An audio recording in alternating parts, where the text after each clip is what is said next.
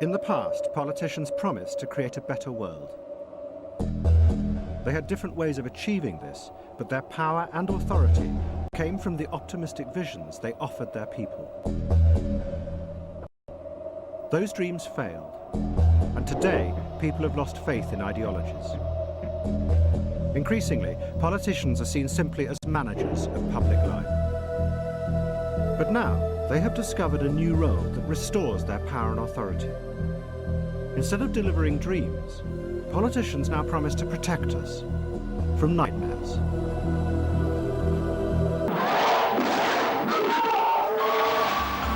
They say that they will rescue us from dreadful dangers that we cannot see and do not understand. And the greatest danger of all is international terrorism, a powerful and sinister network with sleeper cells in countries across the world.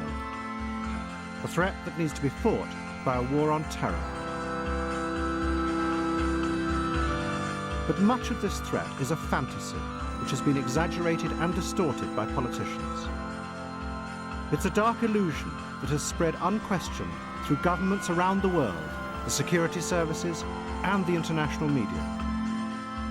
This is a series of films about how and why that fantasy was created, and who it benefits. At the heart of the story are two groups, the American neoconservatives and the radical Islamists. In this week's episode, the two groups come together to fight the Soviet Union in Afghanistan. And both believe that they defeat the evil empire, and so have the power to transform the world. But they fail in their revolutions. In response, the neoconservatives invent a new fantasy enemy, Bill Clinton, to try and regain their power, while the Islamists descend into a desperate cycle of violence and terror to try and persuade the people to follow them. Out of all this comes the seeds of the strange world of fantasy, deception, violence and fear in which we now live.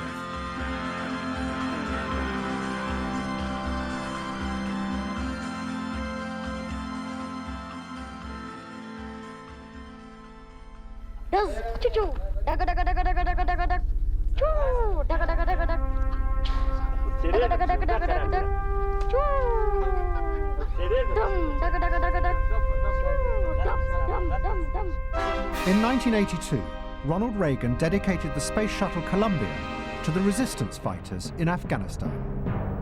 Just as the Columbia, we think, represents man's finest aspirations in the field of science and technology, so too does the struggle of the Afghan people represent man's highest aspirations for freedom.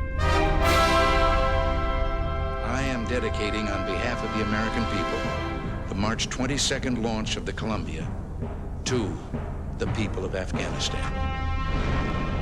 Since 1979, the Mujahideen resistance had been fighting a vicious war in Afghanistan against the Soviet invasion. But now, a small group in the Reagan White House saw in these fighters a way of achieving their vision of transforming the world. To them, they were not just nationalists, they were freedom fighters who could bring down the Soviet Union and help spread democracy around the world. It was called the Reagan Doctrine. It was a small group of people, and yes, we did have. Everybody thinks, oh, the Reagan Doctrine, the Reagan administration, like everybody was for it. No, it was a small little cabal within the Soviet, within the Reagan White House that really pulled this off. What united this small group of ours was the vision of bringing more freedom to the world, more security to the world, to actually get rid of the Soviet Union itself. As a result, supporting the freedom fighters became the premier cause for the entire conservative movement during the Reagan years. But the Americans were setting out to defeat a mythological enemy. As last week's episode showed, the neoconservatives, who were now in power in Reagan's White House, had created an exaggerated and distorted vision of the Soviet Union as the source of all evil in the world. One of their main influences were the theories of the philosopher Leo Strauss. He believed that liberal societies needed simple, powerful myths to inspire and unite the people.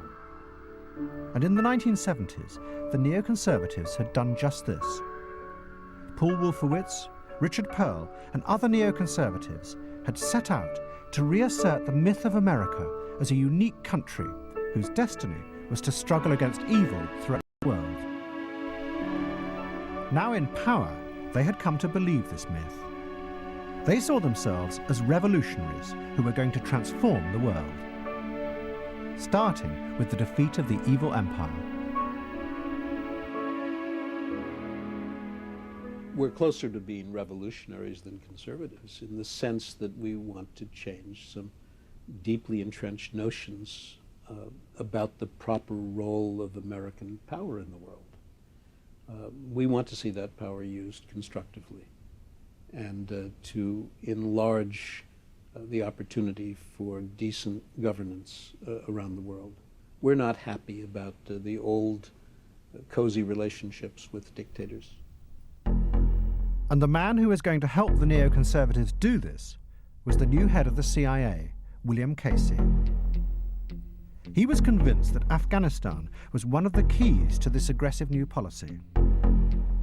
America was already sending limited amounts of aid to the Mujahideen.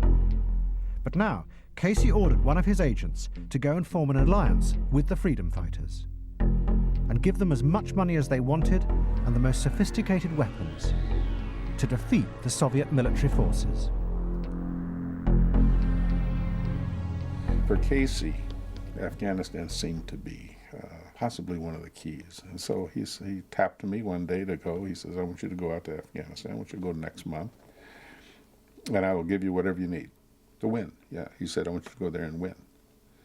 As opposed to let's go there and bleed these guys, make it be a Vietnam. I want you to go there and win whatever you need, you can have.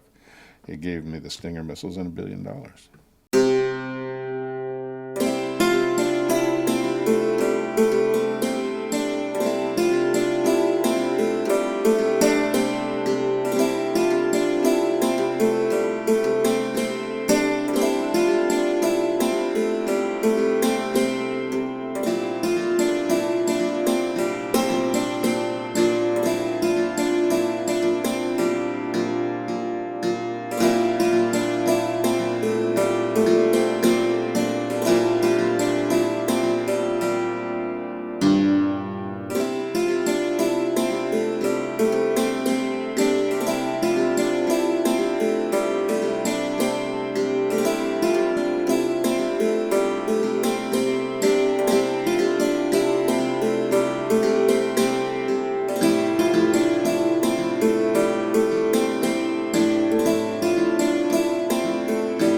They were Arabs from across the Middle East who had been told by their religious leaders that their duty was to go and free Muslim lands from the Soviet invader. I saw the fatwa, the order, saying that every Muslim has a duty to help the Afghans to liberate their land. But I had no idea where is this Afghanistan, how can I go there? I've never heard about Afghanistan. I've never heard in the map which airline goes there, from where can I take the visa? 100 questions. But I did meet Abdullah Azzam. Abdullah Azzam was a charismatic religious leader who had begun to organize the Arab volunteers in Afghanistan. He had set up what he called the Services Bureau in Peshawar on the Afghan border. It became the headquarters of an international brigade of Arab fighters. Azzam quickly became one of the most powerful figures in the battle against the Soviets. He was allowed to visit America on many occasions, both to raise funds and recruit volunteers for the jihad. Well, Abdullah Azzam became so instrumental in marketing the Afghan cause among the Arabs. He became very important. He became called the Emir of the Arab Mujahideen, the leader of the Arab Mujahideen. And he set up an office in Peshawar which provided services to Arabs who came and wanted to participate in the jihad. There were no doors closed. All doors were opened because the Americans, the Saudis, the Pakistanis, and many other people wanted the Soviet Union to lose in Afghanistan and to be humiliated. That brought about huge numbers of Arabs from different backgrounds in the jihad in Afghanistan. He went to America, he went to Saudi Arabia, he traveled wherever he wanted because the Afghan cause was a cause that everybody was happy supporting. But like the neoconservatives, Azzam also saw the struggle against the Soviets as just the first step in a much wider revolution. He was a member of the Muslim Brotherhood who wanted Islam to play a political role in governing Muslim societies. And Abdullah Azzam believed that the Arabs in Afghanistan could be the nucleus of a new political force. They would return to their own countries and persuade the people to reject the corrupt, autocratic regimes that dominated the Middle East.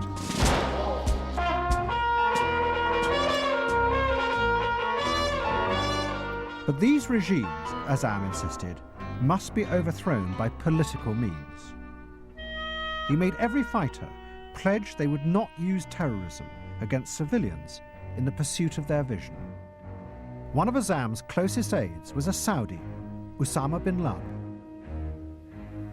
Osama came to participate in '85.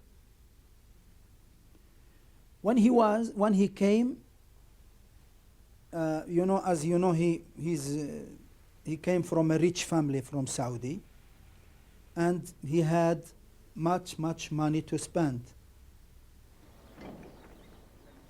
Sheikh Abdullah Azzam was a scholar. He can organize the Afghans, but he is not a rich man. So when Osama came, he filled in this gap. So the main duty of Osama in that time was spending money. Beside his good personal qualities. But then, in 1985, a new force began to arrive in Afghanistan who were going to challenge Azzam's approach. They were the extreme radical Islamists who were being expelled from prisons across the Arab world. And then, very quietly, most of the governments in the Middle East, the Arab governments, began to empty their prisons of their bad guys and send them off to the jihad with a very fondest hope that they become martyred. Many of them were the people in Egypt that had not been executed after the murder of Sadat, but were implicated in it and been imprisoned. Off they go. One of the most powerful of these newcomers was Ayman Zawahiri. He was the leader of a radical faction from Egypt called Islamic Jihad, and he was convinced. We are here. We are here. The real Islamic Front. We are here. The real Islamic Front. We are here. The real Islamic Front against Zionism, communism, and imperialism. Ayman Zawahiri was a follower of the Egyptian revolutionary Said Qutb, who had been executed in 1966. As last week's programme showed, Qutb believed that the liberal ideas in Western societies corrupted the minds of Muslims because they unleashed the most selfish aspects of human nature. Zawahiri had interpreted Qutb's theories to mean that this corruption included the Western system of democracy. Democracy, Zawahiri believed, encouraged politicians to set themselves up as the source of all authority, and by doing this, they were rejecting the higher authority of the Quran. This meant they were no longer true Muslims, and so they and those who supported them could legitimately be killed. The terror this created, he said, would shock the masses into seeing the truth behind the corrupt facade of democracy.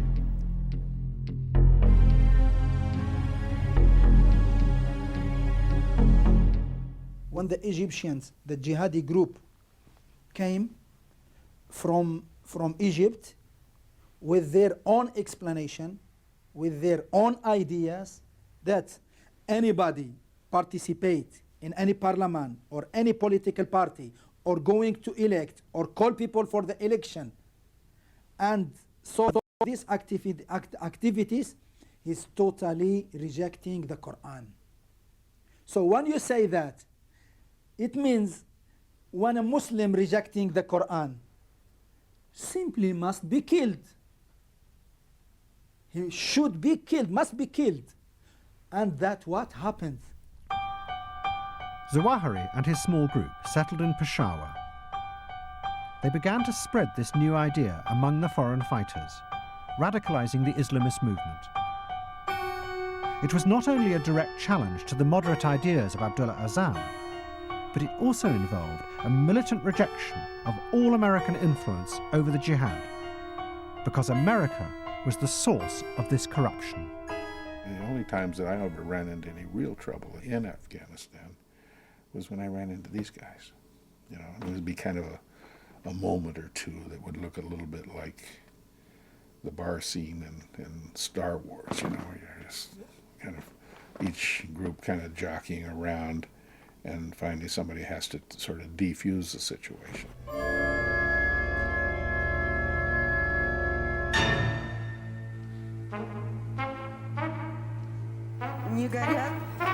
Не горят сигнальные лампы. Попрошу отрегулировать.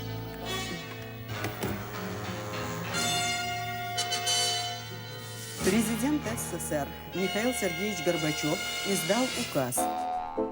Then, in 1987, the new Soviet leader Mikhail Gorbachev decided he was going to withdraw Russian troops from Afghanistan. Gorbachev was convinced that the whole Soviet system was facing collapse. He was determined to try and save it through political reform, and this meant reversing the policies of his predecessors, including the occupation of Afghanistan. The state of the Soviet Union and its society could be described very simply with a phrase used by people across the country. We can't go on living like this any longer. That applied to everything. The economy was stagnating, there were shortages, and the quality of goods was very poor. We had to finish this war, but in such a way that the Russian people would understand why tens of thousands had died. We couldn't just run away from there in shame, no. We needed to find a process. Gorbachev asked the Americans to help him negotiate a peace that would create a stable government in Afghanistan. But the hardliners in Washington refused point blank. They would continue to help the Mujahideen until the last Russians left, without any negotiation. The future of Afghanistan would then be decided, they said, by the freedom fighters. I think that basically we've asked the United States, help us get out if you're really interested in stopping the bloodshed. But can you get out and leave a government in Afghanistan that supports, that is a friend of the Soviet Union's? I believe that we can get out, provided that indeed no more aid is given to what people here call freedom fighters and what we call counter-revolutionaries. I believe that's possible, provided that the United States is also interested in the same. Well, it's not very complicated. They arrived in a matter of days on Christmas Eve, 1979. They could be home by Christmas Eve if they decided to leave Afghanistan and let the Afghans decide their own future. If you leave, the problem of support to the Mujahideen solves itself. Gorbachev was shocked by the intransigence of the US administration. He sent a private message through the KGB warning the Americans that if they allowed the Mujahideen to take control in Afghanistan, it would not produce democracy. Instead, he predicted, the most extreme forms of Islamism would rise up and triumph. But Gorbachev's warning was ignored. As Soviet troops left Afghanistan, both the Americans and the Islamists came to believe that they had not only won the battle for Afghanistan, they had also begun the downfall of the entire evil empire. I felt we won because I was part of it. I'm sure that the Afghan Arabs felt we won. And then all summer long, the East Germans began to gather, 100 here, 1,000, tens of thousands, until November 9th, when the wall was opened, and that's it. Start the clock running on the Soviet Union, and it was over. The Soviet Union was all cracked up and broken. And that was done. For the neoconservatives, the collapse of the Soviet Union was a triumph. And out of that triumph was going to come the central myth that still inspires them today, that through the aggressive use of American power, they could transform the world and spread democracy. But in reality, their victory was an illusion. They had conquered a phantom enemy, an exaggerated and distorted fantasy they had created in their own minds. The real reason the Soviet Union collapsed was because it was a decrepit system, decaying from within. I think probably one of the greatest myths in American political discourse right now, is that actions of the American government were responsible for the collapse of the Soviet Union. The Soviet Union collapsed like a house of cards because it was a house of cards. It rotted away from within. The economy was rotten. The political process was rotten. They had developed a central government that was no longer believed by people outside of Moscow. There was total cynicism throughout the Soviet system of governance. There was no real civil society. But the Reagan administration and the minions of the Reagan administration will tell you that Afghanistan led to a collapse of the Soviet Union itself, the collapse of the Berlin Wall in 1989, the collapse of the East European Empire. We were saying that this was entirely fanciful, and the United States missed all of this because they believed their own myths and their own fanciful notions. They had become their own victims of their own lies. And for the Islamists too, a great myth was born out of the struggle in Afghanistan, that it was they who had conquered the Soviet Union. The Islamists believed that this great victory would start a revolution that would sweep across the Arab world and topple the corrupt leaders. But as with the neoconservatives, this dream was built on an illusion. The Islamists were convinced that they were the key instrument in the demise of the Soviet army in Afghanistan. They just would not like to remember that without US military help and training, they couldn't have done anything, and also that the Afghans were the ones who ousted the Soviets, not the Arab jihadis who didn't really fight. They were trained, but they were not the fighters. But the myth has it that they were the ones who won. I mean, this was jihad that had triumphed. This was something very powerful that was a mobilizing force for Islamists worldwide. But there was a deep rift within the Islamist fighters based in Peshawar, between the moderates, led by Abdullah Azzam, who believed this revolution could be accomplished politically, and the extremists, like Ayman Zawahiri, who saw violent revolution as the only way. And Zawahiri now set out to extend his influence over the movement and to undermine Abdullah Azzam. To do this, he seduced Osama bin Laden and his money away from Azzam. He promised bin Laden that he could become the emir, the leader of Zawahiri's small extremist group, Islamic Jihad. Ayman Zawahiri and another group of Egyptians, they refused to pray behind Abdullah Azzam in Peshawar. They use to create rumors in Peshawar against Abdullah Azzam. That's why we became angry about Osama, why he closed these people to him. They accepted him as an emir, and he accepted them as a group. Finally, I don't know who did use the other. What do you think? I think the other used him. Because he had the money? Yes. Then, at the end of 1989, Abdullah Azzam was assassinated by a huge car bomb in Peshawar. It is still unknown who carried out the assassination. But despite his death, it seemed as if Azzam's vision of a political revolution might prevail. In the early 90s, in countries across the Arab world, Islamist parties began to gather mass support.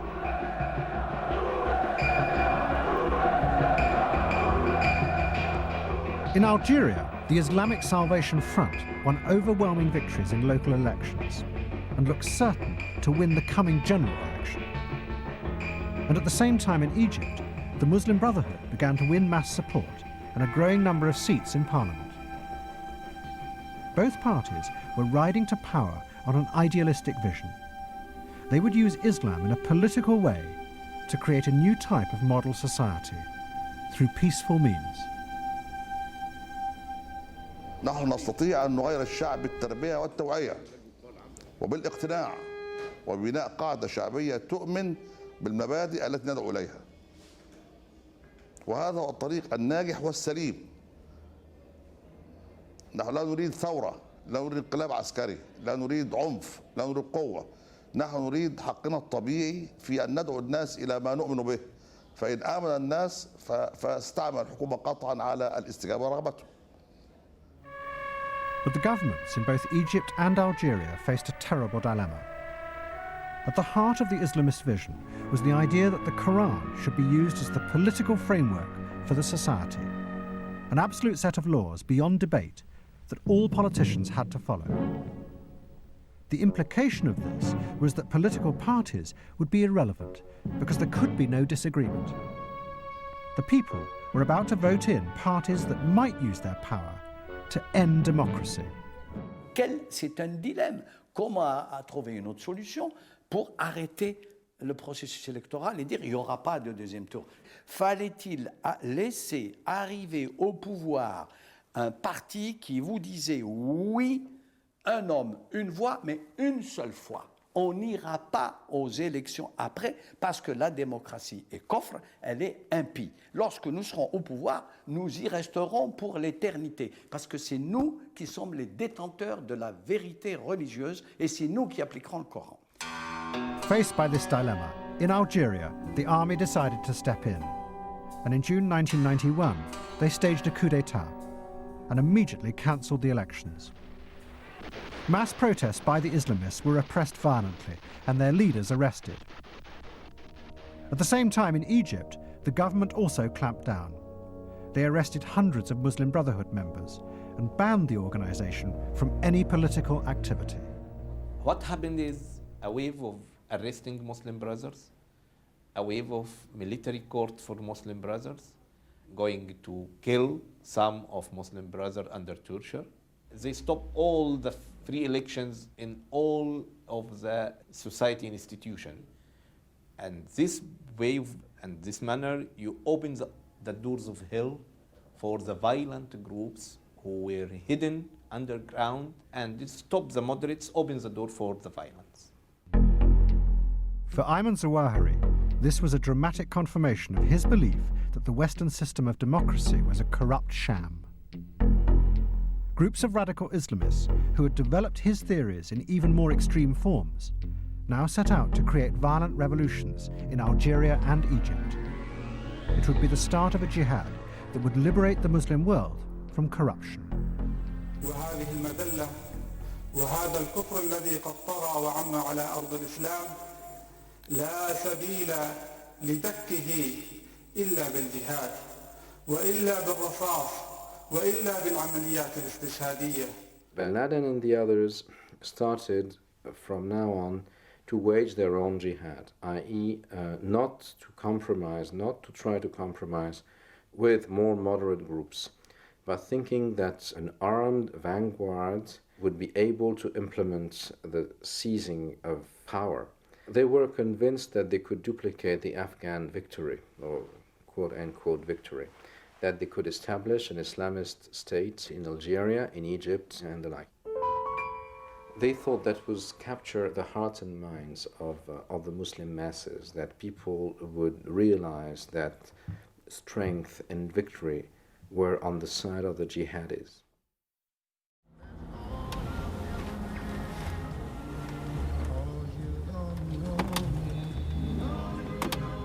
At this same time, in Washington, the other group who believed that they had brought down the Soviet Union, the neoconservatives, were also determined to push on with their revolutionary agenda.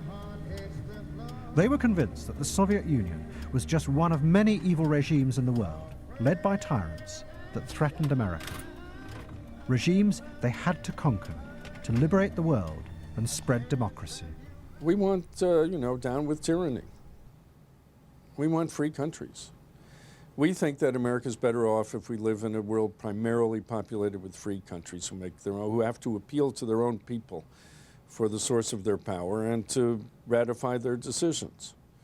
And we think that if the whole world were like that, then we would be much more secure, and that typically we are attacked by tyrants.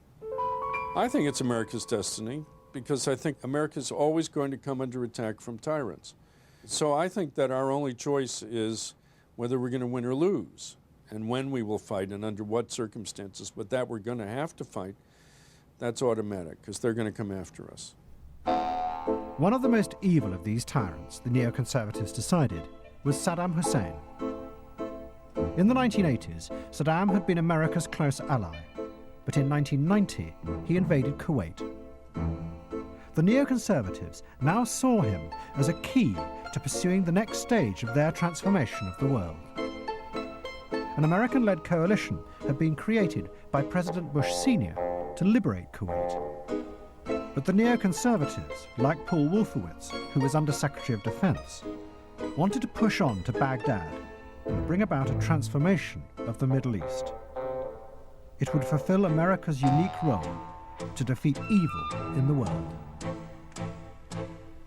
You see already in '91 the hopes of Wolfowitz and others that the battle against Saddam Hussein or other petty tyrants could take the place of the battle against the Soviet Union and could bear this interpretation of a battle between good and evil. So what you're seeing is the attempt to keep alive the idea that America is engaged in a battle of pure good against pure evil, and to preserve that framework for a world after the end of the Soviet Union.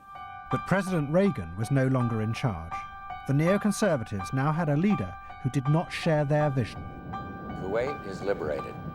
Iraq's army is defeated. Our military objectives are met. I am pleased to announce all United States and coalition forces will suspend combat operations. Once Kuwait was freed, Bush ordered the fighting to stop. His view was that America's role was to create stability in the world, not to try and change it. Like Henry Kissinger, who had been the enemy of the neoconservatives in the 1970s, Bush saw questions of good and evil as irrelevant.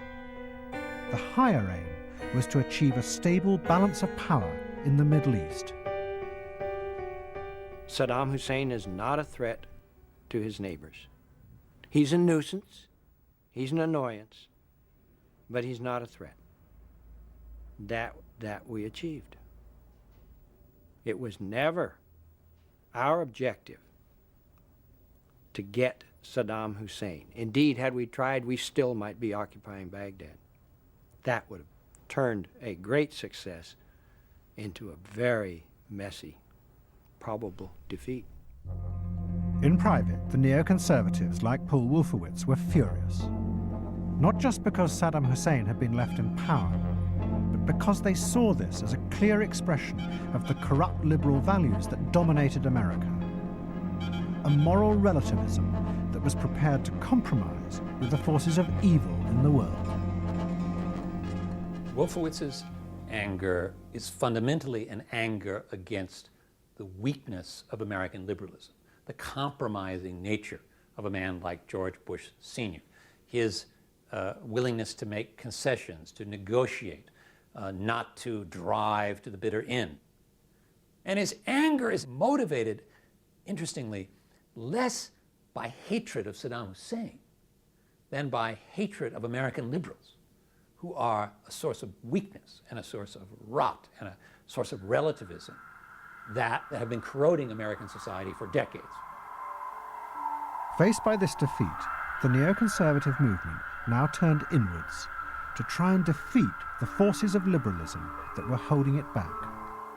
And to do this, they turned again to the theories of Leo Strauss. Strauss believed that good politicians should reassert the absolute moral values that would unite society, and this would overcome the moral relativism that liberalism created. One of the most influential Straussians was the new assistant to the vice president, William Kristol.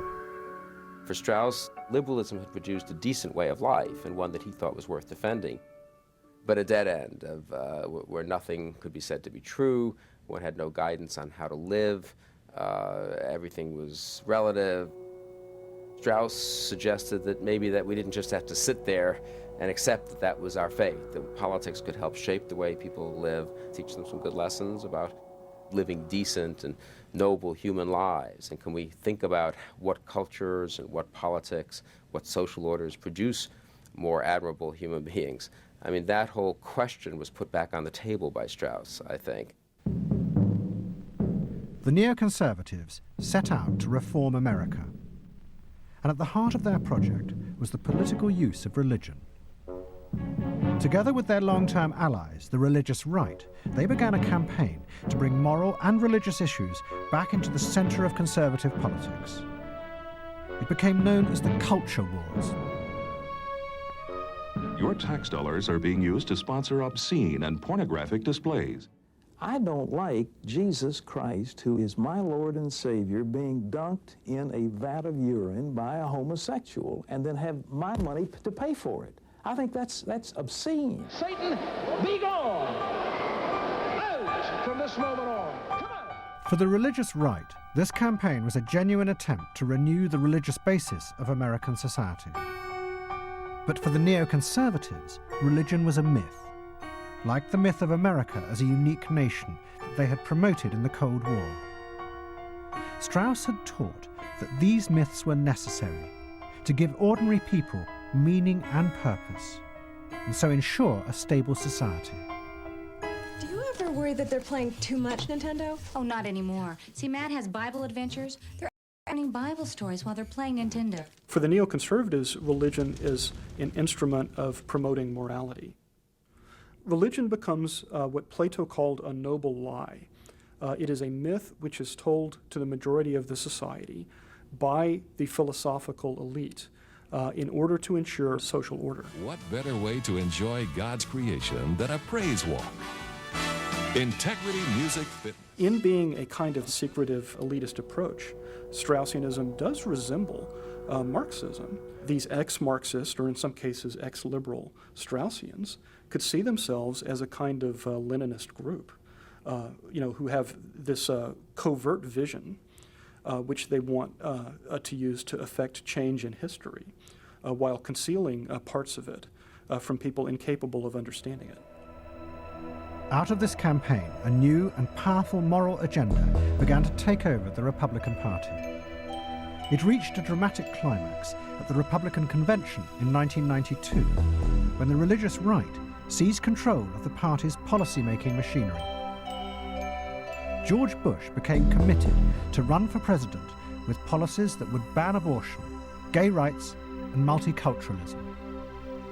Speakers who tried to promote the traditional conservative values of individual freedom were booed off the stage. I happen to think that individual freedom should extend to a woman's right to choose.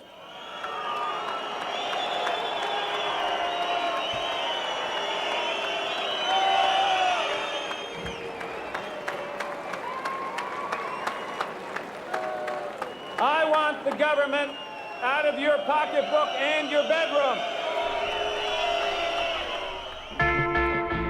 For the neoconservatives, the aim of this new morality was to unite the nation. But in fact, it had completely the opposite effect. Mainstream Republican voters were frightened away by the harsh moralism that had taken over their party.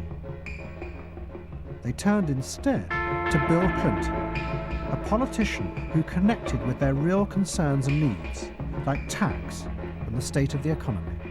In the week after the Republican convention, Republican moderates, young people, and particularly women, saying, I've been sort of torn between the two parties, but where sign up to help Clinton get elected. I am frightened by this ultra-conservative agenda I hear coming out of Houston. I've been a lifelong Republican. I am a registered Republican. I am voting for Bill Clinton this time.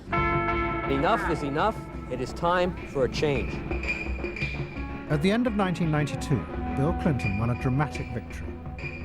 But the neoconservatives were determined to regain power. And to do this, they were going to do to Bill Clinton what they had done to the Soviet Union. They would transform the President of the United States into a fantasy enemy, an image of evil that would make people realize the truth of the liberal corruption of America.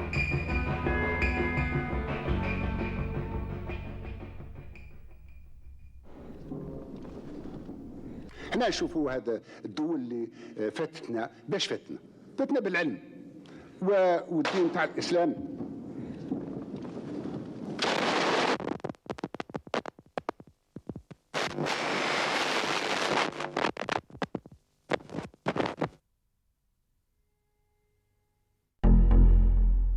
In the early 90s, Algeria, Egypt, and other Arab countries were being torn apart by a horrific wave of Islamist terror. The jihadists who had returned from Afghanistan were trying to topple the regimes. At the heart of their strategy was the idea that Ayman Zawahiri and others had taught them, that those who were involved in politics could legitimately be killed. They had become corrupted and were thus no longer Muslims. This violence, they believed, would shock people into rising up, and the corrupt regimes would then be overthrown. They must die.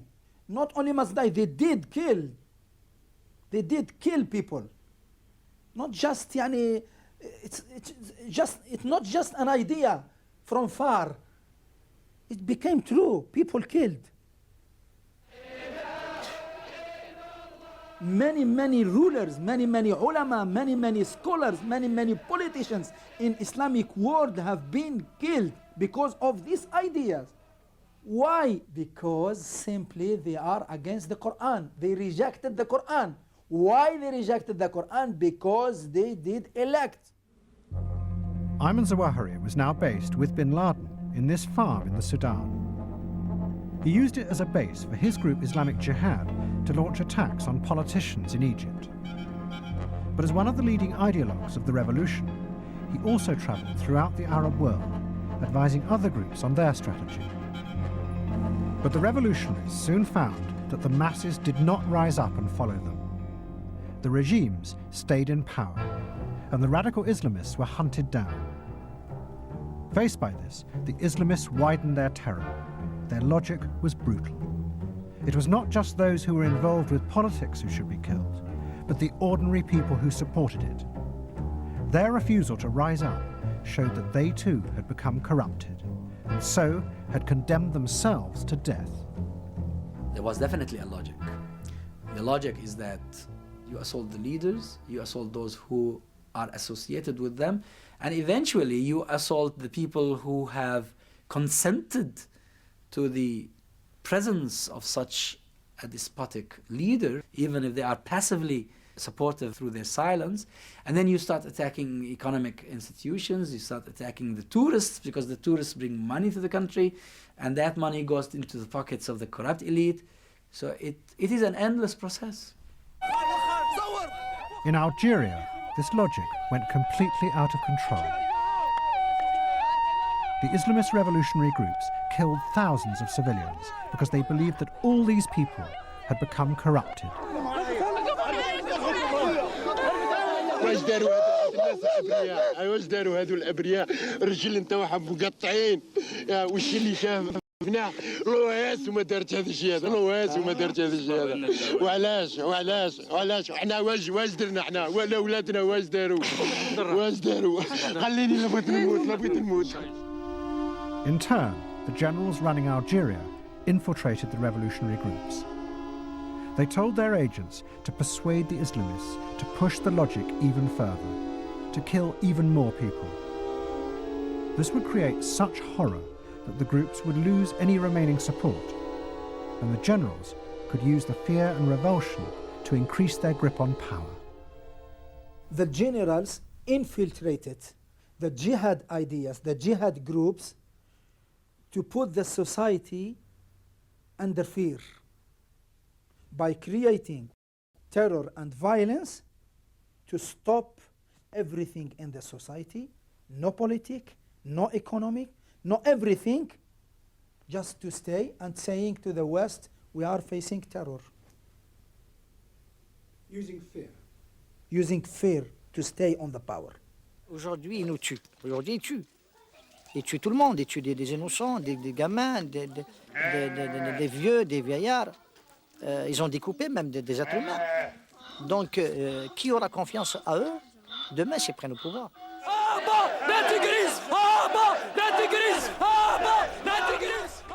By 1997, the Islamist revolution was failing. There were mass demonstrations against the Islamist groups by thousands of people horrified by the violence. And then, in June of that year, a group of Egyptian Islamists attacked Western tourists at the ruins of Luxor. 58 were killed in 3 hours of random violence. The massacre shocked the Egyptian people, and the leaders of the revolutionary groups agreed to call a ceasefire. In Algeria, a few groups held out, but they began to tear each other apart as they followed the logic that had driven their revolution to its ultimate and logical end. They started to kill each other. It led to their own destruction. A group that believes in a 100% pure Muslim will not see that purity in anybody else but themselves. So whoever disagrees with them becomes the enemy, becomes out of the House of Islam. And then if they happen to disagree with each other themselves, then they will start liquidating each other. And they keep fighting each other. They will be infighting. Eventually it ends in suicide. The main Islamist group in Algeria, the GIA, ended by being led by a Mr. Zouabri, a chicken farmer who killed everyone who disagreed with him. He issued a final communique declaring that the whole of Algerian society should be killed, with the exception of his tiny remaining band of Islamists. They were the only ones who understood the truth.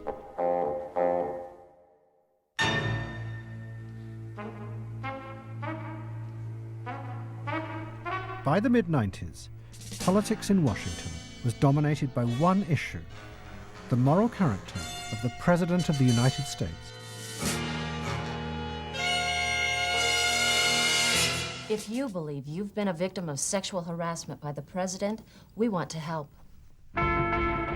Behind this were an extraordinary barrage of allegations against Clinton that were obsessing the media.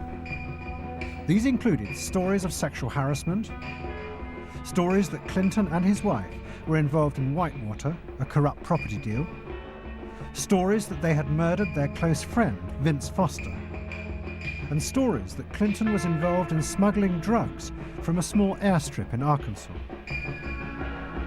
But none of these stories were true. All of them had been orchestrated by a young group of neoconservatives who were determined to destroy.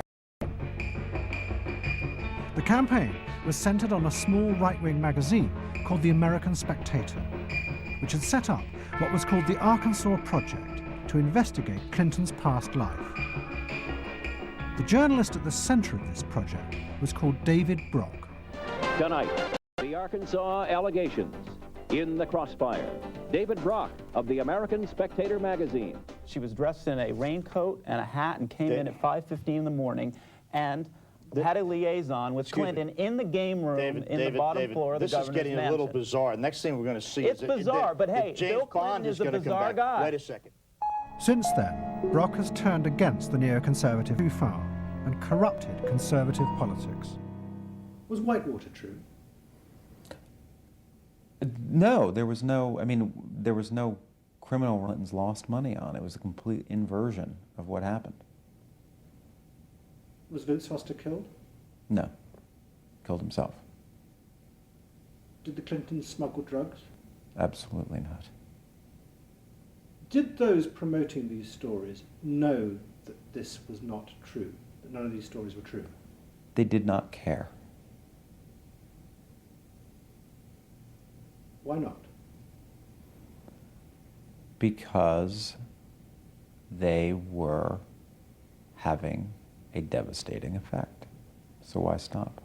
It was terrorism, political terrorism. And you were one of the agents of that. Absolutely. Absolutely.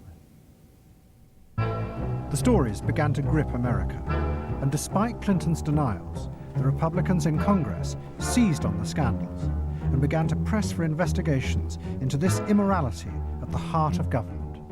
Basically, the press has editorialized and pressured the politicians into saying, here's a guy that, as far as we know, hadn't done anything wrong. Nobody's ever accused him of doing anything wrong. There's no evidence that he's done anything wrong, but we think the presumption of guilt almost should be on him. He should somehow prove his innocence. Out of this pressure, Clinton was forced to agree to an independent investigation into Whitewater. It was headed by a senior judge in Washington called Kenneth Starr. But what was not widely known was that Starr was a member of a right-wing group of lawyers called the Federalist Society that had financial and ideological links to the neoconservatives. And like the neoconservatives, they saw Clinton as a danger to the country, and they were determined to prove this to the American people.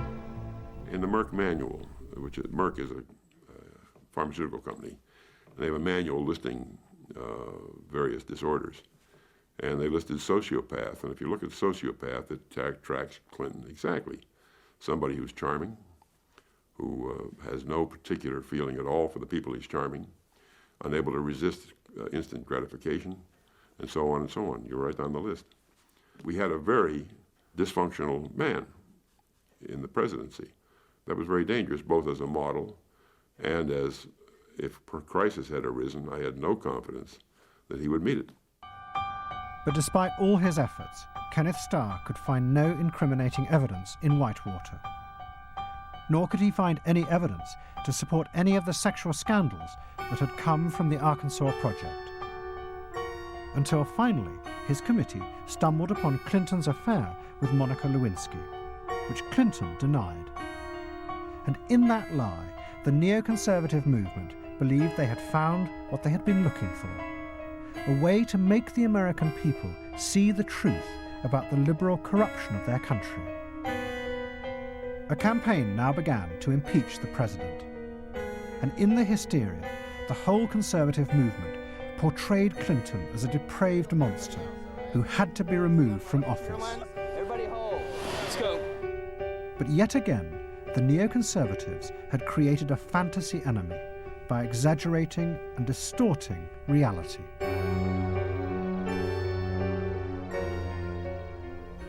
They were trapped by a mythological person that they constructed, or persons, the Clintons, these scheming, terrible people who they, the noble pursuers, were going to vanquish. I think in the leadership of conservatism, during the Clinton era, there was an element of corruption. There was an element of a willingness to do anything to achieve the goal of bringing Clinton down.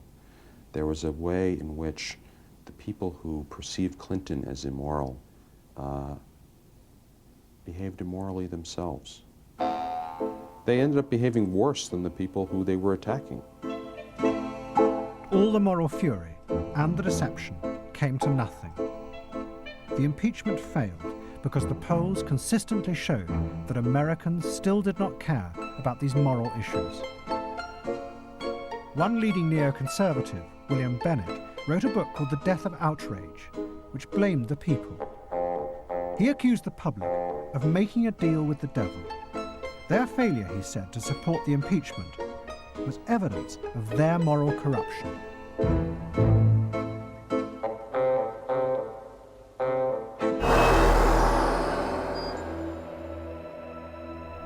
By 1997, bin Laden and Ayman Zawahiri had returned to Afghanistan, where they had first met 10 years before. Back then, it had seemed as if Islamism might succeed as a popular revolutionary movement. But now they were facing failure. All attempts to topple regimes in the Arab world had not succeeded. The people had turned against them because of the horrific violence. And Afghanistan was the only place they had left to go. Well, 1997 was their failure. Egypt, Algeria, it worked nowhere. It went wrong because populations would not back them, because people, even people who were sympathetic to them in the beginning, were frightened away by their violence, by their incapacity to communicate and to have access to the people. And this is very clear in Zawahiri's book, Nights Under the Prophet's Banner, where he sort of goes back on this experiment and laments over their incapacity to raise the consciousness of the masses, and feels that, you know, as a vanguard, they did not manage to communicate. They remained isolated, and this is why they failed. And this is when they started this new strategy. In May 1998, bin Laden and Zawahiri invited a group of journalists to this press conference, where they announced a new jihad. Zawahiri was convinced that it was not their theories that were to blame for the failure. It was the fault of the Muslim masses. Their minds had been corrupted by the liberal ideas from the West. But rather than give up, he believed that the solution was to attack the source of the corruption directly. The new jihad would be against America itself. He says, as I mentioned before, we focus our efforts to fight against Jews and Christians or Americans. We have no objection against any party or any person who fights Americans all over the world. And we want to tell you that we will win the war against Americans. America will be defeated. Americans know our power. This was a strategy of desperation, born out of failure by a small group whose revolution had failed. And the anger that came from that failure was about to be directed at the United States.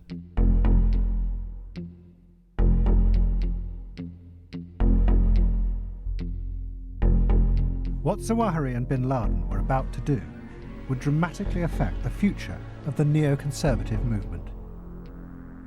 By 1998, all their attempts to transform America by creating a moral revolution had failed. Faced with the indifference of the people, the neoconservatives had become marginalized in both domestic and foreign policy. But with the attacks that were about to hit America, the neoconservatives would at last find the evil enemy that they had been searching for ever since the collapse of the Soviet Union.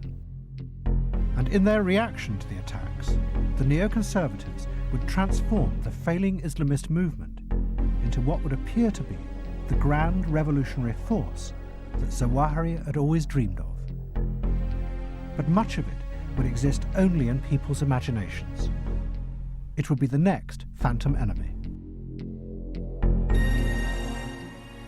And the concluding part of The Power of Nightmares will be shown tomorrow night at the same time, 11:20 here on BBC Two. And if you would like to further discuss the issues and questions raised by this series, you can do so by going to the programme's website, bbc.co.uk/nightmares.